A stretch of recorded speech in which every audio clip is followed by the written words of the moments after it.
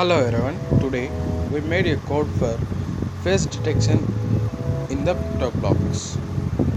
So this is the code for the face detection and I am turning on my camera.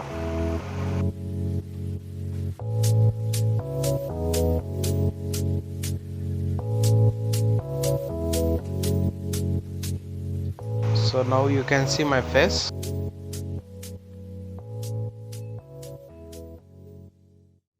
Now let's run this code and check how Toby detect my face expression.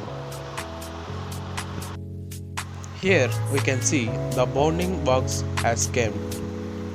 So that means it's detected my face and it's saying now neutral, and when I smile it's saying happy, and when I am in neutral expression and Toby also say neutral.